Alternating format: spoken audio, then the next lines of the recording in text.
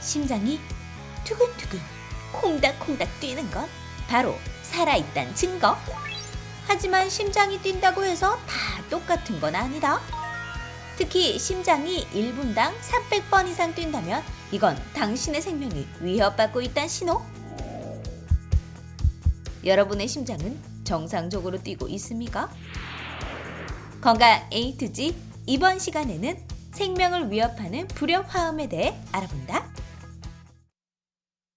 네, 일반적으로 우리 심장은 1분에 60회에서 100회 정도 뛴다고 합니다. 그런데 운동과 같이 특별하게 어떤 행동을 한 게 아닌데도 심장이 너무 빨리 뛴다면 이 심장에 이상이 생긴 건 아닌지 의심해 봐야 한다고 합니다. 이 부정맥 증상일 수도 있다고 하는데요. 건강 A to G 이번 시간에는 대표적인 부정맥 질환인 심방세동에 대해서 자세히 알아보겠습니다. 네. 도움 말씀 위해서 계명대학교 동산의료원 심장내과 한성욱 교수 자리하셨습니다. 어서 오십시오. 안녕하십니까? 네, 교수님, 보통 우리가 이 부정맥이라는 말은 많이 들어봤습니다. 그런데 이 심방세동이라고 하면은 좀 낯설다 하시는 분들도 계실 것 같은데 일단 심방세동은 어떤 질환인가요? 네, 심방세동이 어떤지 한번 알아보시죠. 심장은 뭐 다 아시다시피 방이 4개잖아요. 그래서 위에를 심방이라고 하고 밑에를 심실이라고 합니다. 근데 모든 심장의 근육이나 몸의 근육들이 움직이려 하면 전기가 필요하거든요. 그래서 심장 자체는 자기 박동기가 있어요. 그래서 박동기가 우심방 그 위에서 전기를 만들고 그다음에 위에 전기를 뿌려서 심방이 수축하게 만들고 중간에 전기 통로가 하나가 있어요. 그걸 타고 내려가서 심실로 퍼지면 심실이 그다음 피를 받아서 온몸으로 피를 보내게 되는 거죠. 그게 정상적인 심장 박동인데 부정맥이라는 것은 그냥 흔히 전부 다 부정맥인가 큰일 났나 뭐 이런 말씀을 하시지만 안에 종류가 꽤 있어요. 그래서 서맥이라는 거는 맥이 느릴 때를 서맥이라 하고 빈맥은 100회 이상일 때를 빈맥이라 하는데 그 범위를 벗어난다고 해서 항상 전부 다가 이상은 아니에요. 마라톤 하는 사람은 맥박이 보통 40번 되는 사람도 있죠. 아무 증상이 없잖아요. 그건 병이 아니거든요. 또 내가 긴장하고 흥분하면 가슴이 두근두근해지고 맥이 빨라지지 않습니까? 카페인을 먹어도 그렇고. 그래서 그런 경우에는 우리가 맥이 숫자만 갖고는 부정맥이라 하지 않습니다. 그래서 심전도로 보고 이상할 경우에 부정맥이라 하고 그 다음에 그 부정맥, 서맥, 빈맥이 아닌 그 정상맥 사이에 끼어 있는 그런 기회수축이라는 병도 있습니다. 그래서 그냥 막연히 부정맥이라고 해서 불안해하지 마시고 어떤 건지 한번 자세히 살펴볼 필요가 있는 것입니다.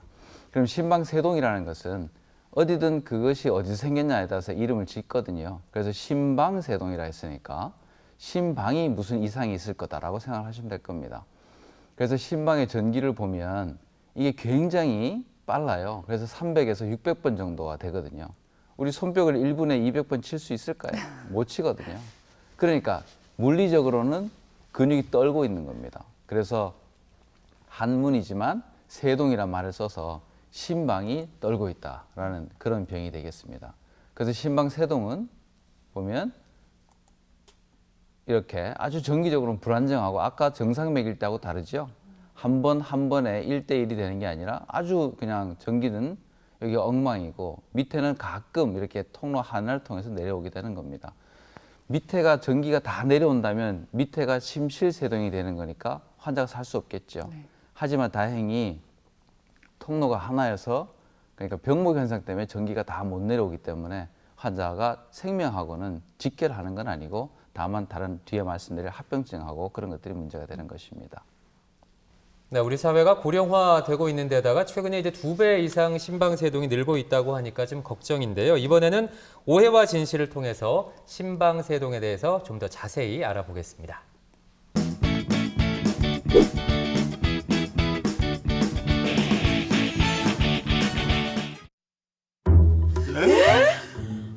도대체 이게 무슨 일이고 진짜. 그러니까 우리 세 사람 중에 심방세동 걸릴 수 있다 이 말이에요? 예, 그렇습니다.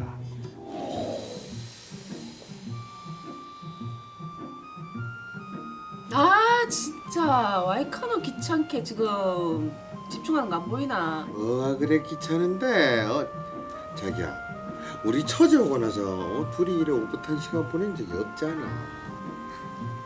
저기요 가족끼리 가는 거 아니거든요. 사족히 일하는 게 아니니 뭐가 아니야. 어? 오래간만에 둘이 오붓하게 좀 보내보자 하는 건데. 아유 진짜 뜨거운 감정 올리는 시기는 지났지 않나? TV 보는데 집중하는데 좀 방해하지 마라. 꺼진 물도 다시 보자 모르나. 응? 용이 내 가슴이 뛰는 소리가 들리지가 않니? 응?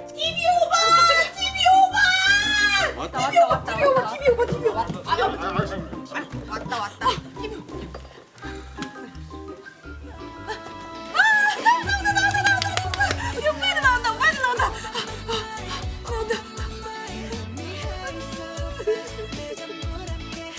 너무 멋있다. 어떡하노. 또 자네가 지겹지도 않나? 지겹기는 우리 오빠들 하나도 안 지겹다. 아 그리고 우리 오빠들 이번에 신곡 컴백했단 말이야. 컴백. 아니 처제보다 나이도 훨씬 어린데 무슨 오빠는 무슨? 잘생기면 다 오빠야거든요. 이게 좋아.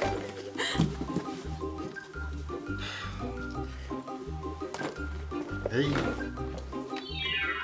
자기야, 와 우리 서윤이 때문에 고생 많지? 아니다. 다 내가 못나서 하는 거지. 근데 진짜 자기가 뭐가 못났노? 참 비주얼 이 정도면 됐지. 성격 좋지. 돈 못 벌어온 거 그게 좀 흠이긴 한데 그래도 서윤이가 오빠야 하는 그 아들보다는 자기가 훨씬 낫대. 진짜? 아니야. 눈치가 없나 진짜. 왜요? 언니야. 왜? 네. 그래. 뭐카노? 유방암이란다. 처제 뭐?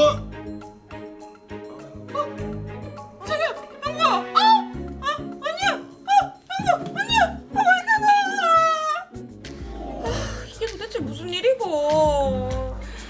이게 무슨 말이고? 많이들 놀라셨죠? 네, 그니까요. 아니 대체 이게 무슨 일인지 진짜 세 명 다. 아니 어쨌든 간에 우리 형부랑 언니야. 그거 결과 검사 어떻게 나왔어요? 잘 나왔어요? 예, 그 규현 씨는 갑상선 기능 항진증입니다. 그 요새 살도 좀 빠지고 많이 피곤하셨죠? 빠졌다고. 조금 진짜 조금 조금요. 예. 진가요? 예, 이 규현 씨는 심각한 수준은 아니라서요. 일단 약을 좀 먹어볼게요. 그러고 이용희 씨는 뇌졸중으로 쓰러진 건데요. 다행히 빨리 병원에 오셔가지고 후유증은 없습니다. 그래도 당분간 병원에 있으면서 그 검사 좀 상태 좀 볼게요. 아 예. 이게 무슨 일이고? 아 그래도 셋 다 그만하길 다행이다 진짜. 아니 니네 또 유방암이 그게 무슨 말이고? 아까 그거 건강 검진 결과 나온 거 내가 듣고 왔는데 조기에 발견해가지고 괜찮다 카더라. 너무 걱정하지 마라. 처제 진짜지? 심각한 거 알지? 네 형부 걱정하지 마세요. 야 형부한테 못되게 굴어가지고 혼나는가 봐요. 아니다 처제. 잘못했어요. 아니다 처제. 내가 더 잘했어야 되는데 내가 미안하다. 그래도 셋 다 임원회가 다행이다 진짜. 저기 이런 분위기에 죄송하지만 그 말씀드려야 될 게 있습니다. 여기 계신 세 분 중에서 두 분은 심방세동을 특히 조심하셔야 합니다. 신방세동이요? 우리 중에 두 사람. 네, 오해와 진실 첫 번째 질문 드립니다. 이 갑상선 기능 항진증, 뇌졸중, 유방암 이 세 질환 가운데 심방세동과 연관이 가장 적은 거예요. 적은 질환은 무엇일까요? 두 분. 이 세 가지 중에 한 가지 고르는 거잖아요. 오늘은 참 또 세 쉽죠? 가지네요. 네. 두 가지가 아니고. 예. 정답 뭘까요? 저는 5가지가 나와도 정확하게 맞힐 수가 아, 그래요? 있어요. 예. 네, 자신이 있습니다. 감이 왔어요. 왜냐하면 일단 심방세동이라는 것 자체가 심장 질환이잖아요. 네. 그러니까 심장과 가까운 곳에 암이 생기는 유방암도 당연히 관련이 있을 거고 또 이 뇌질환과 또 심장 질환이 또 연관이 있으니까 뇌졸중도 연관이 있을 것 같은데 이름도 어려워요. 갑상선 기능 항진증. 이 보기 자체가 나왔다는 게 뭔가 의심스럽거든요. 아 예. 이게 답입니다. 저는 철원 씨가 의심스러운데요. 눈빛이. 네. 자, 저는 생각이 조금 달라요. 저는 정답 유방암 하겠습니다. 물론 우선 철원 씨가 이야기하신 것처럼 심장 질환과 뇌 질환은 좀 상관이 있는 것 같아요. 그런데 유방암은 유방에 생기는 거잖아요. 그러니까 피부에 생기는 거니까 그에 비하면 갑상선 기능 항진증은 갑상선에 생기는 거잖아요. 조금 더 심장이랑 가깝거든요. 교수님 어떤가요? 누가 서로 정답인가요? 지금 의심하고 있거든요. 네. 근데 정답은 이현 씨가 맞추시고 아, 유방암이 아, 그래요? 정답이에요? 네. 네. 상관이 없다는 거였으니까. 예. 그래서 갑상선 질환은 왜 그런가 하면 갑상선 기능이 항진되면 몸의 모든 기능을 이렇게 항진시키거든요. 그래서 심장도 흥분시키니까 그런 것들 때문에 심방세동이라는 질환이 생기게 됩니다. 네, 이 심방세동의 원인이 참 다양한데 원인만큼이나 심방세동의 종류도 많다면서요? 네, 그 심방세동은 하나지만 이 심방세동이 나타나는 그런 형태에 따라서 저희들이 좀 나누기도 합니다. 왜냐하면 환자 치료나 뭐 그런 것들 치료의 방침을 결정하는 것에 도움을 받기 때문인데요. 흔히 그냥 쉽게 나눠서 발작성 심방세동이라고 하고 하나는 또 지속성 심방세동이라고 합니다. 그 발작성이라는 건 뭐 아시다시피 갑자기 생겨서 그냥 발작을 했다라는 뜻이니까 저절로 심방세동이 생겼다가 저절로 이제 끝난다는 그런 뜻이거든요. 대부분은 일주일 이상 가지 않아요. 근데 이렇게 발작성이면 생겼다가 저절로 끝나고 하니까 이 증상이 없을 때 우리가 심전도 같은 걸 찍지 않으면 환자가 가슴은 뛰고 불편한데 심방세동이 진단 안 되는 경우가 있죠. 또 지속성 심방세동이라는 것은 일주일 이상 계속 그 사람의 맥은 정상 맥이 아니라 심방세동이 지속되는 겁니다. 그래서 이런 맥은 정상으로 저절로 돌아오지 않고 우리가 다른 치료에 의해서만 돌아올 수 있는 그런 병을 지속성 심방세동이라고 하는데요. 이 문제는 뭐냐면 병의 초기 때는 발작성으로 대부분 나타납니다. 그래서 왔다가 조금만 생겼다가 금방 끝나고 그래서 시간이 지나면 지날수록 더 자주 오고 더 오래 가면 그것이 결국은 24시간 동안 계속 지속되는 지속성 심방세동이 되는 겁니다. 그러면 지속성이 아니라 발작성 때는 어떻게 보면 환자가 내가 심방세동이야? 이게 모르고 그냥 지나가는 경우도 있을 것 같아요. 이렇게 되면 또 큰일이 날 수도 있잖아요. 이 심방세동은 어떨 때 의심을 해보면 좋을까요? 그 젊을 때는 주로 아까 위에 심방의 맥박수는 뭐 300번이 넘는다고 했지 않습니까? 근데 밑으로 통로가 하나여서 많이 내려오지 못해도 아주 빨리 내려오기 때문에 보통 100번에서 170번까지 굉장히 빨리 뛰거든요. 그러니까 대부분은 가슴이 굉장히 두근거리고 빨리 두근거린다라는 증상을 호소하고 나이가 들면 들수록 그것 때문에 심장의 힘이 떨어져서 숨이 차다라는 말씀을 하고 예전하고 나 다르게 굉장히 내가 원래 할 수 있는 능력만큼 내가 할 수 없어. 굉장히 힘이 딸려. 쉽게 피곤해져. 뭐 이런 증상. 또 어떤 때는 혈압이 이렇게 낮아지니까 어지럽다. 뭐 그런 증상들로 나타나는 부분도 있어요. 근데 또 이 질환의 하나 무서운 거는 한 25%에서 40% 정도는 환자들이 증상이 없는 거예요.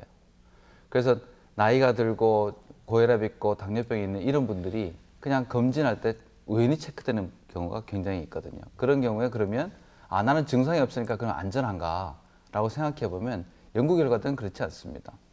증상이 없는 사람들이 오히려 왜냐하면 의사한테 갈 확률이 적으니까 뇌졸중이 높고 그것 때문에 사망률이 훨씬 높아서 증상이 없는 경우라도 심방세동이면 반드시 의사를 찾아 진료를 받으셔야죠. 네, 심방세동이 있다고 해서 반드시 증상이 나타나는 건 아니라고 말씀해 주셨습니다. 계속해서 오해와 진실을 통해서 심방세동에 관한 궁금증을 하나 더 풀어보겠습니다.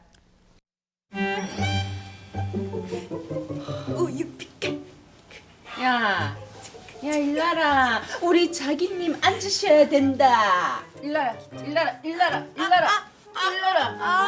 좀. 나 편하게 있었는데.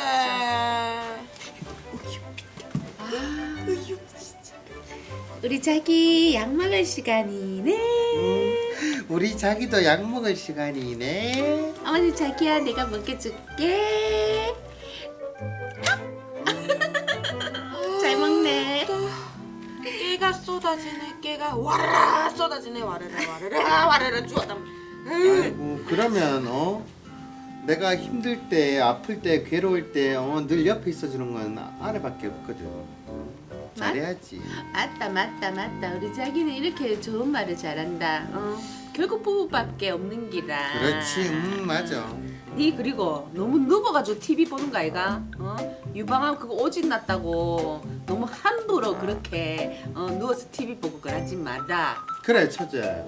아니 내일이면 집에 가가지고 한동안 못 볼 텐데 가기 전날까지 이래 막 TV 보고 있을 거가. 나 TV 봐야 돼요. 집에 가면 TV 못 본단 말이야. 우리 엄마가 못 보게 한다고. 나 오늘 이거 밤새서 다 볼 거다. 우리 오빠들 영상이 얼마나 많은데.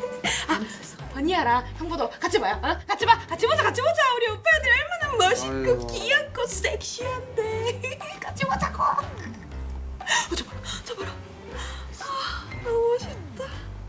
아니, 관심 없거든. 내가 봤을 때는 다 똑같이 생겨가지고 뭐지? 저 성형 수술했나? 다 다르게 잘생겼거든. 다 다르게. 요렇게. 우리는 잠 적게 자면 안 돼.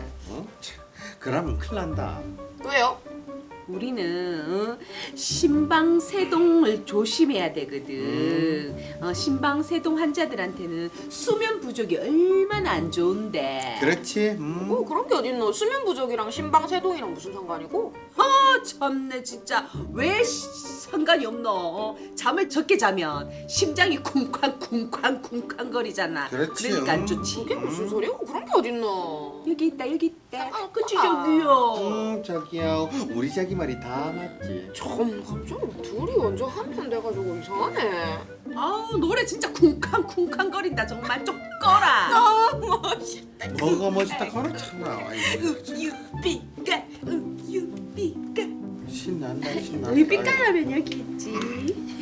비교할 거 갖다 댈까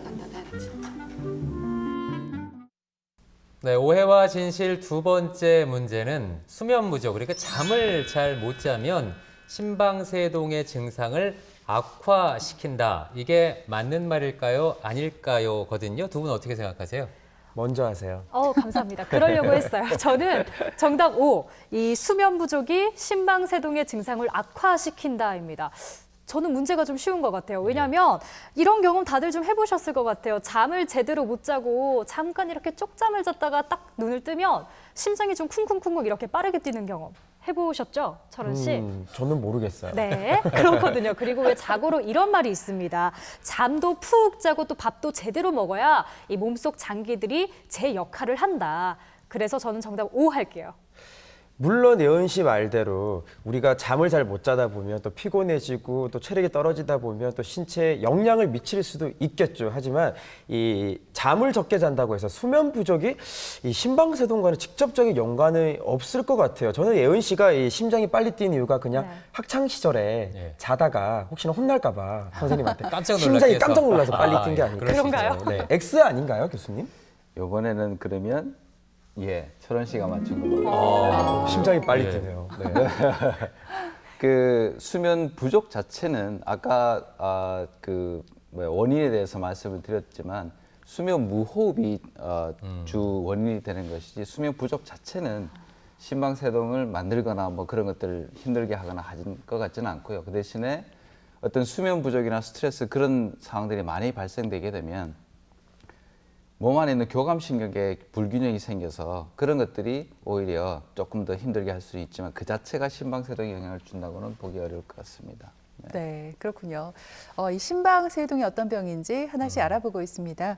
앞에서 교수님께서 증상이 있을 때 심전도를 찍지 않으면 이 심방세동으로 진단할 수 없다라고 말씀하신 것 같은데 심방세동인지 아닌지를 확인하는 방법은 심전도 하나밖에 없는 건가요? 네, 그게 가장 확실한 방법이거든요. 그 다른 거 요즘은 왜 저희들 불로 이렇게 전화기에 비춰가지고 그 파형으로 보고 심방세동을 진단한다고도 하는데 가장 확실한 것은 심전도입니다. 그래서 검진을 하신 연세가 있는 분들은 심전도를 많이 찍어 보셨을 텐데 기본 심전도는 보통 10초 동안 기록하는 것이거든요. 그 병원에 가서 저런 기계에 환자가 테이블에 누워서 가슴에 6개를 붙이고 다리에 4개를 붙이고 그래서 심전도를 10초 동안 찍는 겁니다. 그 10초니까 환자 증상이 오래 가지 않으면 10초 찍어도 내가 괜찮아져 버렸으면 정상이잖아요. 네. 나는 가슴이 뛰어서 병원에 열심히 갔더니 찍었더니 그냥 정상이다. 그럼 나는 병이 없느냐? 그렇진 않은 거죠.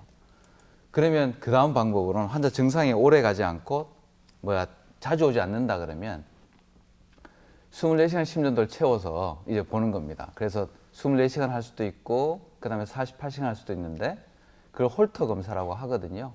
그래서 그 기계를 차고 있다가 심전도가 24시간 동안 계속 기록되고 있는 거죠.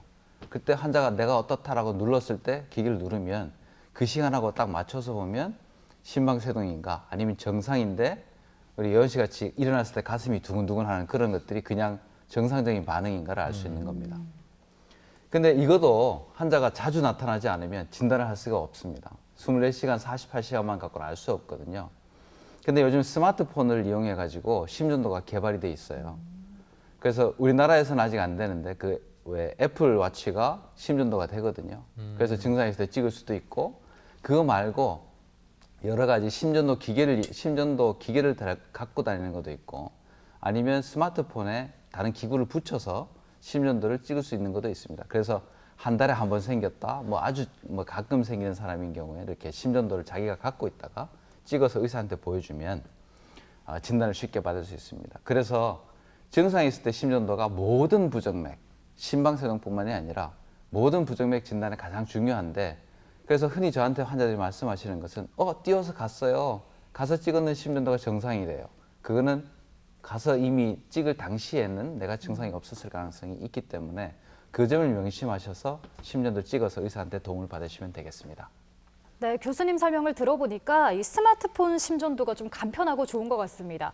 교수님, 그렇다면 심전도를 통해서 심방세동이랑 결과가 나왔다.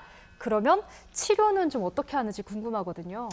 네, 이제 일단 심방세동은 아까 갑자기 급사와 관계는 그렇게 많지 않다고 말씀드렸지만 결국 심방세동의 합병증이라는 것이 가장 중요합니다. 그래서 합병증이 어떤 게 생기냐 하면 심부전이 그 심장 자체가 쉬지 못해서 결국 심장이 힘이 떨어지는 거니까 그게 심부전의 증상이 되고요. 그래서 숨이 차고 아까 말씀드렸던 그런 증상이 생기는 게 심부전이고 또 하나 가장 중요한 문제는 뇌졸중의 위험이 높아진다는 겁니다. 그래서 심방세동의 치료는 모든 것 중에서 가장 중요한 것은 뇌졸중을 예방하는 것이고 그 다음에 심방세동 자체의 치료로서 맥박수를 조절해서 심장을 쉬게 하는 치료가 있고 그 다음에 맥을 정상으로 돌려서 유지하는 약물 치료 방법도 있고 아니면 특수한 그런 시술의 방법도 있겠습니다. 그것을 도자절제술이라고 하거든요. 그것은 뒤에 더 말씀드릴 수 있도록 하겠습니다. 그 다음에 뇌졸중의 발생은 왜 그럼 뇌졸중의 그 위험이 높은가를 생각해 보면 심장 자체가 아까 맥박수가 너무 빠르다고 했지 않습니까? 그래서 손뼉을 200번 칠 수도 없다고 했었는데 그러면 심장 자체가 떨고 있으니까 피는 고이게 되는 겁니다.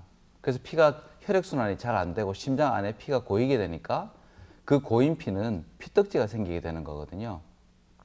그래서 그 피떡지는 심장을 떠나면 어디든 날아갈 수 있는데 가장 고든 혈관이 머리로 가는 혈관이에요. 그래서 머리로 가는 혈관을 막아버리면 그게 뇌졸중이 생기게 되는 거죠. 네, 교수님 말씀처럼 심방세동이 무서운 것이 뇌졸중과 아주 깊은 연관이 있다는 얘기인데 심방세동을 치료하는 것의 가장 첫 번째는 뇌졸중 예방이다 이렇게 말씀을 하셨거든요. 뇌졸중 예방, 이거 어떻게 해야 되나요? 뇌졸중이 생기는 것이 피떡지가 생기는 거니까 피를 좀 덜 응고가 되도록 치료를 해야 됩니다. 그래서 그 중에 예전에는 아스피린 그런 계열의 약들을 많이 썼거든요. 근데 이제 더 이상은 그것을 대체할 만한 약제가 나와 있기 때문에 더 이상 아스피린 이런 것들은 심방세동을 가진 환자에서 뇌졸중 예방에 약물 치료로서 권고되지는 않습니다. 그러면 이제 항응고 치료라는 걸 해야 되는데 그럼 어떤 환자를 해야 되느냐? 아까 말씀드렸듯이 2점 이상이면 위험이 굉장히 높기 때문에 그런 환자들 대상으로 해서 항응고 치료를 해야 되는데 아스피린이 아니고 다른 약제를 써야 되는 거죠. 그래서 남자인 경우에 2점 이상, 여자인 경우에 3점 이상인 경우에는 반드시 항응고 치료를 해야 된다. 뇌졸중이 그것으로 인해서 확실한 효과를 가질 수 있으니까 예방 효과를. 또 남자인 경우에 1점, 여자인 경우에 2점인 경우에는 환자가 어느 정도의 위험을 갖고 있냐에 따라서 저희들이 결정을 할 수 있지만 그런 경우에도 아스피린이 아닌 항응고 치료를 해야 된다는 겁니다. 다만 그 항응고제 중에서 좀 어려우실 수 있지만 예전에 나온 약들이 있습니다. 그 와파린이라는 약인데 그 흔히 우리 옛날 쥐 잡을 때 썼던 약이죠. 쥐약. 그래서 쥐가 많이 먹게 되면 출혈 때문에 그 쥐를 잡게 되는 그런 약이었는데 기계 판막을 가진 사람은 피를 묽게 해야 되기 때문에 어쩔 수 없이 썼던 그런 약들이거든요. 근데 뇌졸중 심방세동인 환자에서 뇌졸중 예방을 하려고 하니까 출혈에 그런 경향이 많아가지고 저희들이 겁내서 못 썼던 거거든요. 그래서 그런 것들을 극복한 새로운 항응고제가 나와 있어요. 그게 한 7, 8년 됐기 때문에 이제는 우리나라에서도 많이 이용되고 있는 그런 실정이거든요. 그래서 그게 와파린 쿠마딘인데 이건 굉장히 사람 올 때마다 피 검사를 해서 농도가 잘 유지되나 그래서 약물 용량을 조절을 해야 되고 또 음식 영향을 너무 많이 받아가지고 굉장히 환자들이 음식 먹는데 불편함을 많이 겪었어요. 그 다음에 아까 말씀드렸던 출혈의 부작용이 컸기 때문에 굉장히 쓰기가 꺼려졌었던 것인데 새로운 항응고제는 음식 영향을 받지 않고요. 피 검사도 필요 없고 부작용이 아스피린 정도와 거의 비슷한 굉장히 좋은 그런 약제가 개발돼 있어 가지고요. 지금은 우리나라에서 이렇게 4가지의 약제가 사용되고 있습니다. 다 아까 말씀드렸던 그런 점수가 2점 이상이면 우리나라에서는 다 보험 적용을 받을 수 있기 때문에 그렇게 큰 경제적인 부담 없이 치료를 받을 수 있고요. 다만 이 새로운 항응고제에 대해서 아셔야 할 것이 있는데 반감기가 12시간, 반감기라 하면 약효가 반으로 떨어지는 시간이거든요. 그래서 그 시간이 12시간이기 때문에 약을 한 이틀 정도 먹지 않으면 약효가 몸 안에 거의 없습니다. 그래서 내가 뇌졸중 예방하는 효과가 그냥 제로가 됐다고 보셔도 됩니다. 그래서 흔히 요즘은 뭐 시술도 많이 하고 아까 치과 치료, 뭐 내시경 이런 것들 많이 하지 않습니까? 그래서 그런 출혈의 경향이 많지 않은 시술이나 수술을 할 때는 12시간 정도 중단을 하고 그 다음에 수술, 고위험의 수술할 때는 48시간 정도 중단 이렇게 전체적인 가이드라인인데 그건 환자마다 조금 다를 수 있기 때문에 그건 담당 의사 선생님하고 상의를 하셔야 되고 하지만 뭐 일주일씩 끊고 5일씩 끊고 이런 것들은 필요 없다라는 것을 알고 계시면 도움이 될 것 같습니다. 들으신 대로 이 심방세동을 앓고 있는 환자분들은 뇌졸중 관리도 참 철저히 잘 하셔야겠다는 생각이 들어요. 교수님, 그러면 이제 본격적으로 심방세동 치료하는 방법에 대해서 더 알아보고 싶은데요. 네, 그럼 이제 심방세동의 자체에 대해서 치료를 해보죠. 그래서 아까 말씀드렸듯이 심방세동 너무 맥이 빠르니까 밑으로 많이 내려오니까 심장이 쉬지 못해서 심장이 이렇게 피곤해져서 생기는 심부전이라는 게 있지 않습니까? 그래서 약물을 써서 심장 밑에 심실에 있는 박동수를 줄여줘서 심장 자체가 좀 쉬게 만들어주는 그런 약물 치료가 있습니다. 그래서 심부전 치료라고 해서 몸에 많이 차여있는 물을 빼주고 맥박수를 느리게 만들어서 심장이 쉬게 만들어주고 그런 치료가 있는 반면에 또 하나는 심방세동이 정상맥은 아니잖아요. 우리가 태어날 때 정상맥을 갖고 태어났는데 이제 그러면 그거로 돌려보자는 노력인 거거든요. 근데 아주 오래된 경우에는 정상맥을 돌리려는 노력을 해도 정상맥으로 잘 돌아가지가 않습니다. 그래서 심방세동이 발견된 초기에 빨리 이런 치료를 하는 것이 환자한테 도움이 되거든요. 그래서 그런 방법으로는 약물 치료가 있고 또 계속 지속되는 경우에 정상맥으로 돌리는 방법으로 왜 영화에 보면 환자가 갑자기 쓰러졌을 때 전기로 쾅 해서 환자를 살리잖아요. 이제 그런 방법으로 전기를 정상으로 돌리는 거예요. 그런 방법이 있고 또 도자절제술이라는 방법이 있어요. 도자절제술이라는 것은 가슴을 열지 않고요. 사타구니를 통해서 혈관을 통해서 관을 집어넣으면 심장 안에 들어갈 수가 있죠. 왜냐하면 심장이 다 혈관을 통해 있으니까. 그래서 거꾸로 들어가서 심방세동이 생기는 자리를 찾는 겁니다. 찾아서 그 자리를 인위적으로 태워 없애는 거예요. 그래서 뜨거운 열을 쓰는 걸 고주파를 쓴다고 해서 고주파 절제고 요즘 새로운 방법으로 또 얼리는 치료도 있습니다. 그래서 그 자리에 들어가서 얼려가지고 심방세동이 생기지 않도록 하는 그런 치료를 할 수 있기 때문에 아주 저희들한테 큰 무기가 생긴 거죠. 환자들을 치료해 줄 수 있는. 그전엔 약물 치료밖에 없었는데 근데 이런 어떤 환자가 대상이 되냐 하면 약물 치료로 증상이 조절되지 않는 환자들. 그 숨이 차고 가슴이 두근거리고 이런 것들이 약물 치료를 했는데도 계속 조절이 안 된다. 그런 경우에 환자한테 시행할 수 있고요. 효과적인 경우에는 아까 말씀드렸듯이 심방세동의 초기, 그 다음에 많은 동반 질환이 있지 않을 때, 그리고 젊은 사람들, 그리고 심장기능이 정상인 사람한테 훨씬 더 이렇게 효과적이라고 할 수 있겠습니다.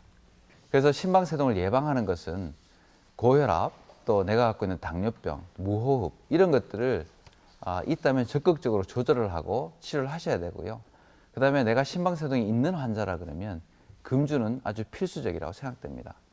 그리고 65세 이상인 환자들께서는 뭐 환자가 아니더라도 검진 시에는 반드시 심전도를 측정을 해서 그것이 내가 증상이 있든 없는 아까 말씀드렸던 40% 정도의 환자도 증상이 없이 심방세동이 생길 수 있기 때문에 그것이 있는지를 반드시 한번 확인하시는 게 중요하고 증상이 없더라도 심방세동이 발견이 되고 진단이 됐으면 반드시 전문가를 찾으셔서 적절한 치료를 받으시는 것이 좋을 거로 생각됩니다. 네, 심장은 생명과 직결된 기관이죠. 그래서 심방세동 그 자체도 치명적이긴 한데 이게 뇌졸중과도 깊은 연관이 있다고 하니까 더욱 조심을 하셔야 되겠습니다. 그래요. 게다가 증상을 알아차리기 힘든 경우도 많다고 합니다. 평소 이 정기적인 검사를 받아보는 것이 최선의 예방책이 되지 않을까 싶습니다. 네, 지금까지 이 시간 도움 말씀에 계명대 동산의료원 한성욱 교수께서 수고해 주셨습니다. 네, 오늘 고맙습니다. 고맙습니다.